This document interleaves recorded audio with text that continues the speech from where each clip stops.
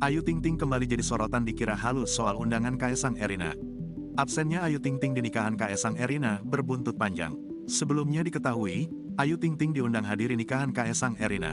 Ayu Ting Ting bahkan mengaku senang dapat undangan nikahan Kaesang Erina. Ayu Ting Ting dicibir halu usai mengaku diundang ke pernikahan Kaesang Pangarep dan Erina Gudono. Cibiran halu itu lantaran Ayu Ting Ting tak menunjukkan undangan seperti artis-artis lainnya. Terlebih Ayu Ting Ting berhalangan menghadiri acara pernikahan Kaesang dan Erina yang digelar 10-11 Desember tahun 2022 di Yogyakarta dan Solo itu. Pelantun Sambalado ini sendiri sempat mengungkap alasannya tak bisa menghadiri pernikahan putra bungsu Presiden Jokowi. "Seneng banget, kemarin ada undangan juga, saya kemarin ada halangan dan ada acara juga kan," ujar Ayu Ting Ting di kawasan Menteng, Jakarta Pusat, beberapa waktu lalu, seperti dikutip via tribunjatim.com. Rupanya, acara pernikahan itu berbarengan dengan acara akikah keponakan Ayu Ting Ting. Siva kebetulan kemarin akikahan, jadi pas banget acaranya bareng, beber Ayu Ting Ting.